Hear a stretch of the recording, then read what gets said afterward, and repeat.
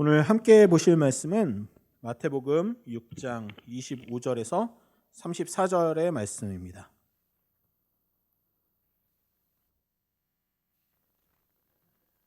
마태복음 6장 25절에서 34절까지의 말씀을 새번역 버전으로 제가 봉독하도록 하겠습니다. 그러므로 내가 너희에게 말한다. 목숨을 부지하려고 무엇을 먹을까 또는 무엇을 마실까 걱정하지 말고 몸을 감싸려고 무엇을 입을까 걱정하지 말아라. 목숨이 음식보다 소중하지 아니하냐?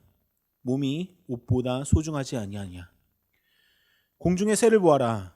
씨를 뿌리지도 않고 거두지도 않고 곳간에 모아들이지도 않으나 너희의 하늘 아버지께서 그것들을 먹이신다. 너희는 새보다 귀하지 아니하냐?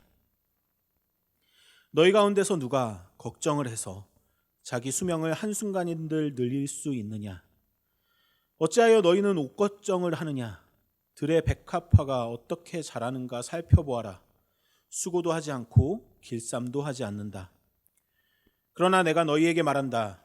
온갖 영화로 차려입은 솔로몬도 이 꽃 하나와 같이 잘 입지는 못하였다. 오늘 있다가 내일 아궁이에 들어갈 들풀도 하나님께서 이와 같이 입히시거든 하물며 너희들을 입히시지 않겠느냐? 믿음이 적은 사람들아. 그러므로 무엇을 먹을까, 무엇을 마실까, 무엇을 입을까 하고 걱정하지 말아라. 이 모든 것은 모두 이방 사람들이 구하는 것이요 너희의 하늘 아버지께서는 이 모든 것이 너희에게 필요하다는 것을 아신다. 너희는 먼저 하나님의 나라와 하나님의 의를 구하여라. 그리하면 이 모든 것을 너희에게 더하여 주실 것이다.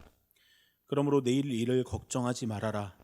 내일 걱정은 내일이 알아서 할 것이다. 맡아서 할 것이다.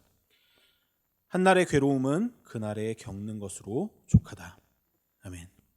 이런 이야기가 있습니다. 제가 참 좋아하는 이야기인데요. 여기 한 사람의 수행자가 있습니다. 하나님을 열심히 믿고 따르는 수행자입니다. 그가 보기에 사람들은 고작 아침 저녁에만 기도하고 더는 주님을 간절히 찾지 않는다는 것을 너무 못마땅하게 여겼습니다. 그 수행자에게는 스승이 한 명 있었는데요. 그 스승은 그런 그를 보고 그에게 우유를 가득 채운 그릇을 들게 한 다음에 한 방울도 흘리지 않고 어디를 다녀오라고 시킵니다. 한참 후에 그가 우유를 가득 채운 그릇을 가지고 다녀오자 스승이 물어봅니다. 그 사이에 주님 생각을 얼마나 했느냐? 제자가 대답합니다. 온 정신이 우유에 가 있는데 어떻게 주님을 생각합니까? 스승이 답합니다. 사람들은 매일 그렇게 산다. 그러면서도 아침과 저녁 2번이나 주님을 생각하니 얼마나 대단하냐. 앤소니 드 멜로의 책에 나오는 한 가지 이야기입니다. 저는 이 이야기를 참 좋아하는데요. 이 이야기를 처음 보고 저는 한 가지 생각난 이야기가 또 있었습니다. 그것은 바로 썬데이 크리스천이라는 단어입니다. 아마 20년 전쯤 유행했던 말이라서 들어보신 분들이 얼마나 계실지 잘 모르겠는데 이 썬데이 크리스천이라는 단어는 일주일 중에서 주일, 그러니까 일요일만 하나님을 믿는 모습으로 살아가고 나머지 6일 동안은 하나님과 관계없이 살아가는 것처럼 보이는 사람들을 그 당시에 비판하는 말이었습니다. 이 단어의 뜻을 생각해 보면 어쩌면 여기 계신 분들 중에서도 스스로를 썬데이 크리스찬이 아닐까 이렇게 생각하시는 분이 있을지 모르겠습니다. 여러분들이 자신의 정체성을 어떻게 생각하든지 간에 이 자리에 나오신 여러분들 아주 정말 잘하셨습니다. 우유를 그릇에 가득 채우고 살아가는 것처럼 정신없이 바쁜 삶, 혹은 무엇을 해야 할지 혼란스러운 삶, 온갖 걱정과 근심들이 우리를 불안하게 만드는 삶 가운데서 여러분들이 살아가셨지만 또 이 자리로 나오신 것을 선택한 여러분들이 참 잘하셨다고 생각됩니다. 환영하고 축복합니다. 비록 나머지 6일간의 삶이 훌륭한 기독교인의 모습이 아니었다고 해도 괜찮습니다. 비록 하루 종일 하나님을 묵상하거나 자주 기도하지는 않는 삶을 사셨어도 괜찮습니다.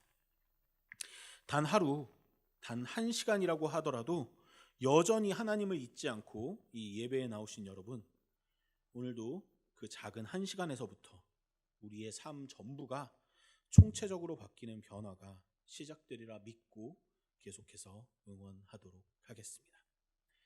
오늘 말씀을 시작하도록 하겠습니다. 오늘 말씀은 산상수훈 중에 한 구절입니다. 예수님께서는 오늘 말씀에서 걱정하지 말라는 말씀을 5번이나 반복하십니다. 그만큼이나 반복하신다는 것은 우리도 이제 잘 알고 있습니다. 성경에서 자주 강조하는 말, 자주 반복하는 말은 그만큼 우리가 지키기 어려운 말씀들입니다. 무엇을 먹을까? 무엇을 마실까? 무엇을 입을까? 이것을 걱정하지 말라는 말씀은 단순히 식사 메뉴를 어떤 것을 결정할지, 오늘 무엇을 입고 나갈지를 결정하는 일이 아닙니다. 이 당시 예수님의 말씀을 듣고 있는 사람들은 하루 벌어서 하루 먹고 사는 사람들이 대부분이었습니다. 그들에게 무엇을 먹을까라는 고민은 정말로 실제적이고 중요한 고민이었습니다. 당장 하루만 아파서 일을 못하게 된다면 나와 나의 가족들은 먹을 것이 없어지는 겁니다. 그 고민과 걱정으로 살아가는 사람들에게 예수님께서는 하나님께서 너희들을 먹이실 것이라고 선언하고 계십니다. 하나님은 우리의 아버지시며 우리의 삶이 지속되는 데 있어서 기본적으로 필요한 것들을 충분히 제공해 주시는 분이라고 말씀하십니다. 그러니까 걱정하지 말라고 말씀하시죠. 하나님은 우리의 삶을 위해서 우리의 안전을 제공하시는 분입니다. 그런데 어떻게 제공해 주십니까? 어쩌면 이 자리에서 말씀을 듣고 있는 여러분, 그리고 그 순간 예수님의 말씀을 직접 듣고 있었던 사람들은 이렇게 반문하고 싶을지도 모릅니다. 예수님, 우리가 걱정을 멈추겠습니다. 그런데 걱정을 멈추면 하나님께서 정말 우리의 먹을 것들을 해결해 주십니까? 입을 것들을 해결해 주십니까? 하나님을 믿고 걱정을 멈추면 하나님께서 정말로 우리에게 필요한 것들을 그때그때 공급해 주시기라도 한단 말입니까? 타당한 반론이고 타당한 질문입니다. 하지만 우리가 산상수훈의 가르침을 읽을 때 늘 유념하면서 생각하면서 가야 하는 지점은 바로 이 설교가 어떤 특정 개인에게 주어진 말씀이 아니라 말씀을 듣고 있는 신앙 공동체에게 주어진 설교라는 것입니다. 신약뿐만 아니라 구약의 말씀 또한 마찬가지입니다. 구약에서 과부와 고아와 나그네를 돌보라는 말씀은 그 말씀을 듣고 있는 한 사람이 착하게 살아서 그 사람들을 도우면서 살라는 말씀으로 기억해야 될 필요성도 있지만 그것을 공동체 전체가 기억하고 실천해야 될 말씀이었습니다. 공동체 내에서 가난해서 먹을 것을 걱정해야 할 사람이 생긴다면 그 가난한 사람의 책임이 아니라 그를 돌보지 못한 공동체 모두의 책임이었습니다. 예수님께서 오늘 하시는 말씀에서 이어지는 말씀 또한 이러한 관점에서 바라보아야 합니다. 먼저 그의 나라와 그의 의를 구하라. 그리하면 이 모든 것을 너희에게 주실 것이다. 이 말씀은 문자적으로 먼저 그의 나라와 그의 의를 위해서 기도하라는 말씀이 아닙니다. 근데 사실 저는 어렸을 때 이 말씀을 보고 너무 은혜를 받아가지고 매일 그렇게 기도했습니다. 하나님의 나라를 주십시오. 하나님의 의를 주십시오.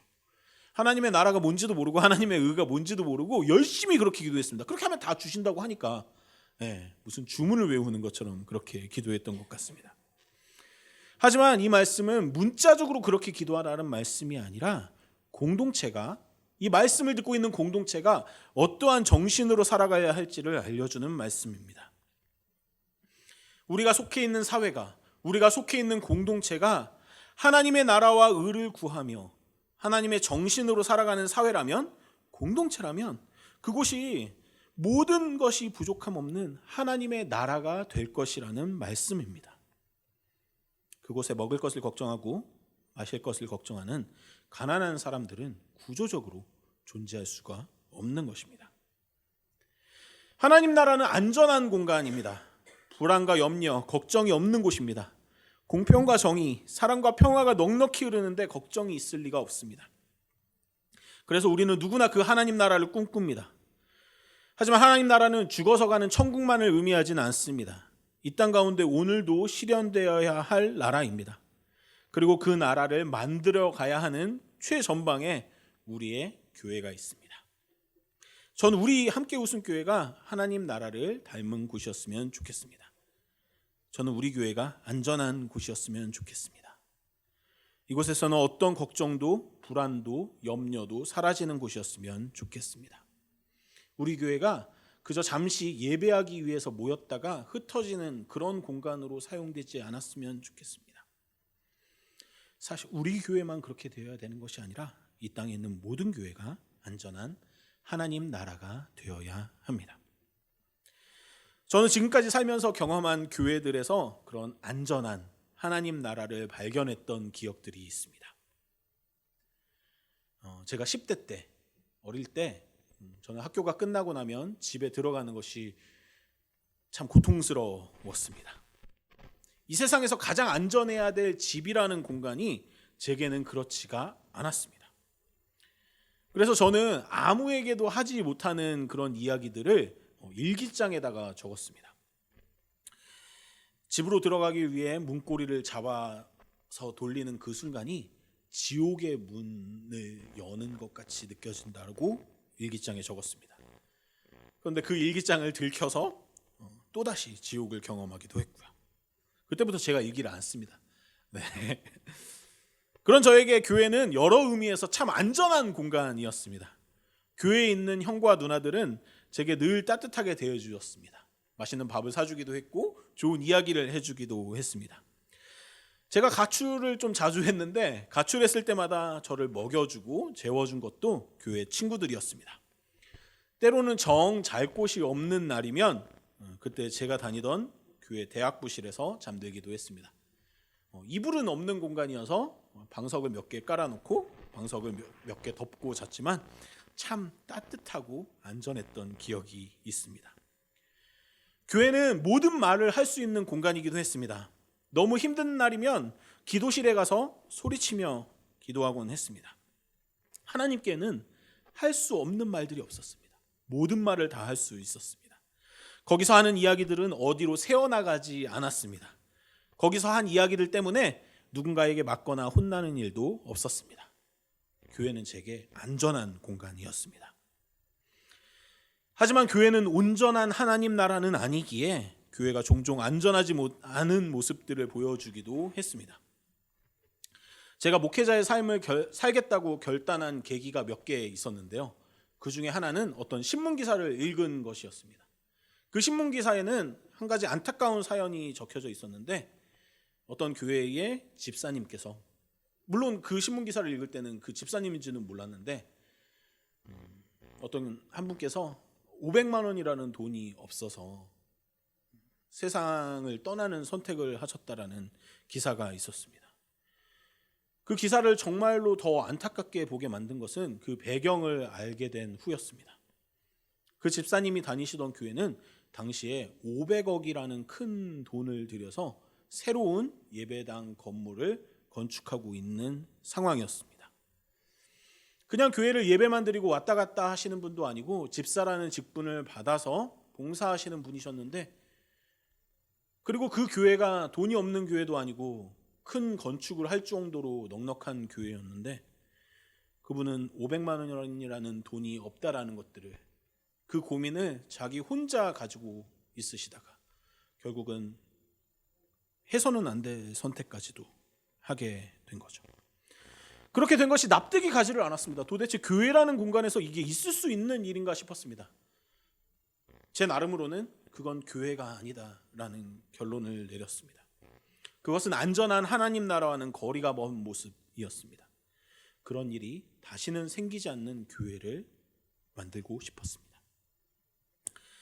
지난 설교에서도 이야기하기도 했지만 저는 명동에 있는 높은뜻 숭의교회를 청년 때 다녔습니다.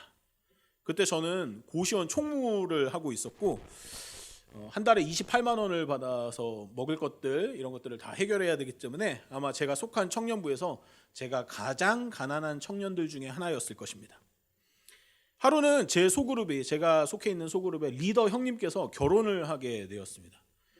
그래서 그 결혼하는데 이제 축의금을 그냥 각자 내지 말고 우리 모아서 미리 준비해서 그 당일에 갈 수 있는 사람이 전달하도록 하자, 이랬던 것. 그 제안은 아마 그날 결혼식에 참석하지 못하는 분들이나 또 저를 배려한 말이었던 것 같습니다. 돈을 얼마 내지 못하는 사람이 부담을 느낄까 봐 그렇게 배려한 제안을 누군가가 해주었습니다. 그때 전 주일에 평소보다 좀 많은 돈을 쓰고 오면은 며칠간은 라면만 먹어야 되는 상황이었기 때문에 축의금을 얼마를 내야 될지 진짜 고민을 많이 하다가 결국 큰 결심을 하고 10,000원을 꺼내서 축의금으로 이렇게 내게 되었습니다. 그때 돈을 모으시던 분이 있었는데 그분이 10,000원을 이렇게 잡고 저를 바라보던 눈빛이 아직도 잊혀지지가 않습니다. 막 치근하게 바라보신 게 아니라 10,000원? 축의금을 내는데 10,000원? 야, 이런 눈빛이었습니다. 제가 눈치가 없고 두 남편인데도 그게 읽어질 정도의 눈빛이더라고요. 일주일이 지나서 토요일 날 이제 그분의 실제 결혼을 하는 날이 되었습니다. 그래서 저는 그 결혼식에 참석하려고 고시원을 나왔습니다. 근데 그날 하필이면 날씨가 맑아도 너무나도 맑은 날이었던 거죠. 버스 정류장으로 가는 길에 저는 전신 거울을 하나 만나게 되었고 그 거울 앞에서 제 모습을 좀 비춰보게 되었어요. 신발이 눈에 들어오더라고요. 그 신발이 저한테는 운동화 그것 하나뿐이었고 오랫동안 신어서 약간은 너덜너덜해진, 그리고 빨지도 않아가지고 참 더러운 그 신발이 그 너무나도 맑은 날 속에서 제 발에 신겨져 있더라고요. 뭐 신발뿐이었겠습니까? 그때 입은 제 옷도 참 소박하다 못해 추레한 그런 복장이었습니다. 그때 그 축의금 10,000원을 받던 그분의 눈빛이 떠올랐습니다. 한동안 거울을 바라보던 저는 이런 꼴로 결혼식에 가는 게 오히려 폐가 되겠다고 생각이 들어가지고 그 자리에 서서 그 거울 속 저를 한참 동안 바라보다가 그 자리에 서서 그 리더 형님한테 결혼식을 급한 일이 생겨서 못 가게 되었다고 이렇게 죄송하다고 문자를 보냈던 기억이 있습니다. 고시원으로 다시 돌아와서 여러 가지 생각들이 제 안에서 맴돌았던 것 같습니다. 내가 이런 꼴로 매 주일마다 명동을 갔었구나. 하지만 그 누구도 제가 입은 옷을 가지고 뭐라 하지 않았구나. 함께 어울려주고 함께 이야기 나누며 웃어주었구나. 참 착잡하기도 하고 감사하기도 한 감정을 오랫동안 곱씹었던 기억이 납니다. 그 후에 저는 신학교에 들어가고 신학을 배우고 전도사가 되었습니다.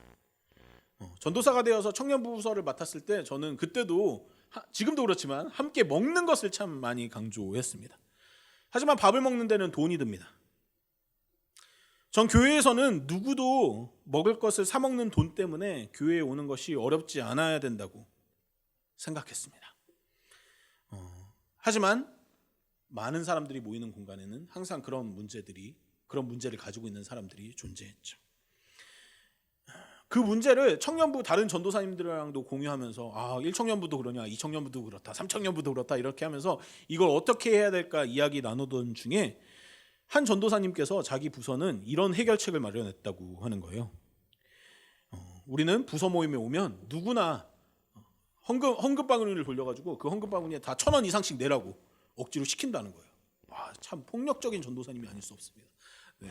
제가 참 좋아하는 전도사님이고 지금은 목사님이 되셨지만 참 대단하신 분이라고 느꼈어요. 그때 당시에 교회는 정의연금이란 걸 했거든요.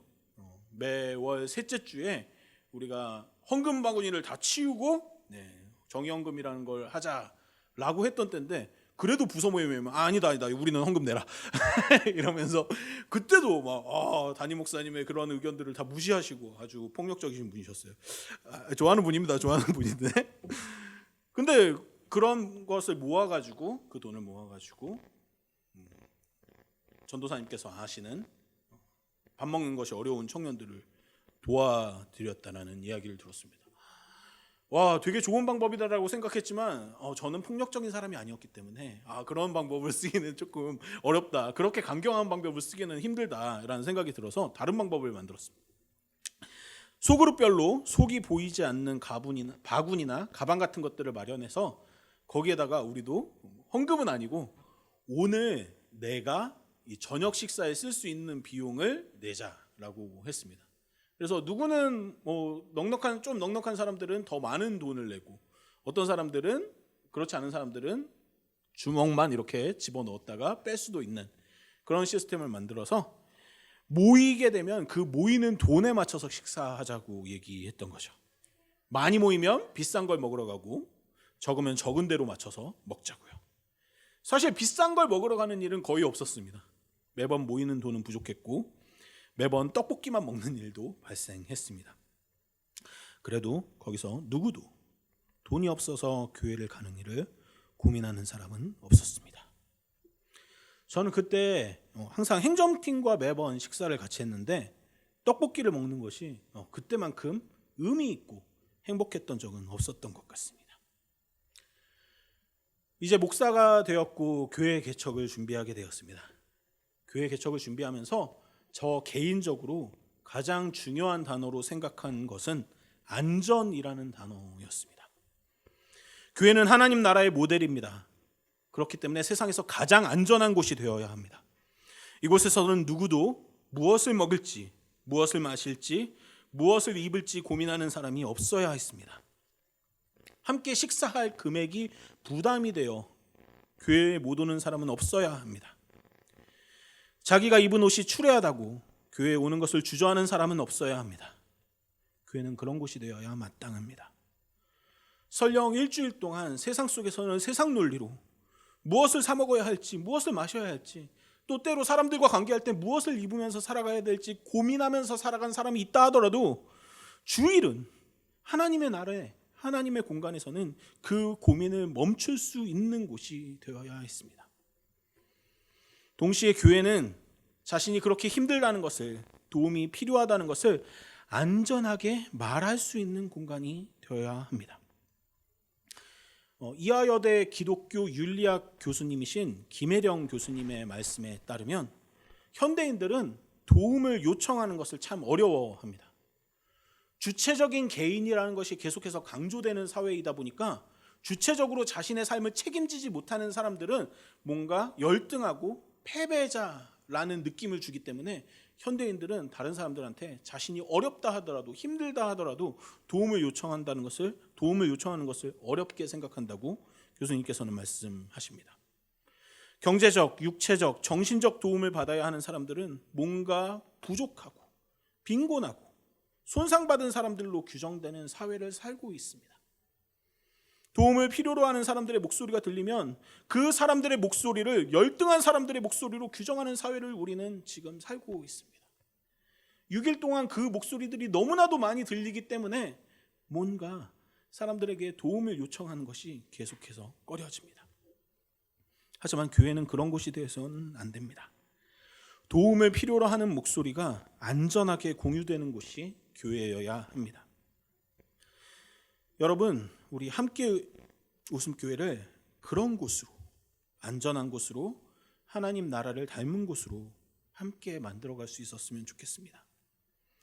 때로 돈이 없어서 축의금을 10,000원만 내거나 아예 내지 않는다고 하더라도 이해받는 곳, 추레한 복장에 다 낡아빠진 운동화를 신고 와도, 아니 그보다 더한 상태로 온다 하더라도 그 누구도 눈치 보지 않는 곳, 도움을 청하는 목소리를 내어도 아무도 그 사람을 책망하거나 그 사람의 약함을 공격하는 일이 없는 곳, 무엇을 먹을지, 무엇을 마실지, 무엇을 입을지 걱정하지 않는 곳, 그저 하나님의 나라와 뜻이 넉넉하게 넘쳐나는 곳, 그런 함께 웃음교회를 함께 만들어갈 수 있었으면 좋겠습니다.